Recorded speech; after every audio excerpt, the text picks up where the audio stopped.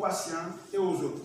Quand on va à l'hôpital, souvent on dit ne touchez pas à ce matériel, il est infecté. Le matériel ne peut pas être infecté, le matériel peut être contaminé. Quand on parle d'infection, c'est parce qu'il y a signes cliniques. On ne peut pas trouver des signes cliniques sur le matériel.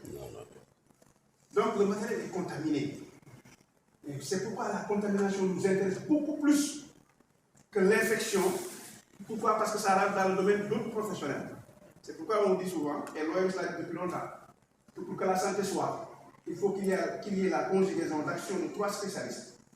Les premiers spécialistes, ce sont ceux qui sont chargés d'adapter l'homme au milieu. Les seconds spécialistes, ce sont ceux qui sont chargés d'adapter le milieu à l'homme. Et les troisièmes spécialistes, ce sont ceux qui sont chargés d'adapter les hommes les uns aux autres. C'est pourquoi on retrouve les travailleurs sociaux dans nos structures. Et on se dit, mais qu'est-ce qu'ils vont faire ici? Ils sont importants parce que ce sont eux qui nous permettent de nous adapter les uns aux autres. Celui qui soigne, il dit, mais ils nous complaisent ces gens-là. Pourquoi ils sont là? Pourquoi ils n'ont pas nettoyé? Ils doivent comprendre que ceux-là sont chargés d'adapter le milieu à l'homme. Mais ceux qui sont chargés d'adapter l'homme au milieu, ce sont véritablement les soignants. Et c'est pourquoi donc, la conjugaison de ces 3 acteurs nous permet d'avoir l'hygiène et la sécurité en milieu hospitalier. Et c'est très important. Et on dit, selon l'OMS, la maîtrise du risque infectieux en milieu de soins repose sur un ensemble de mesures simples, allant de l'hygiène des mains aux mesures de protection et de contrôle, à la sécurité du matériel et de l'environnement. La notion d'environnement de soins, elle est importante. Mais il y a aussi la notion d'environnement de patient.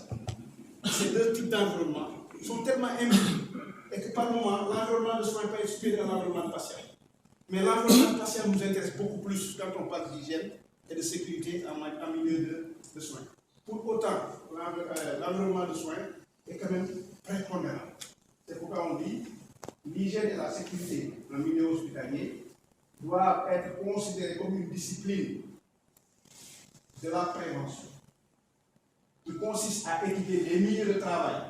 C'est là où interviennent toutes les activités dont on a parlé tantôt. D'anticiper, d'identifier, d'évaluer et de contrôler les risques pour la santé. Nous sommes dans un milieu très important où se concentrent énormément de risques. C'est les notions de vigilance dont on a parlé tantôt, matériaux-vigilance, identito-vigilance, et pharmacovigilance, et la notion de nosovigilance qui apparaît. Et je crois que Camille a expliqué beaucoup une situation où on en parlait.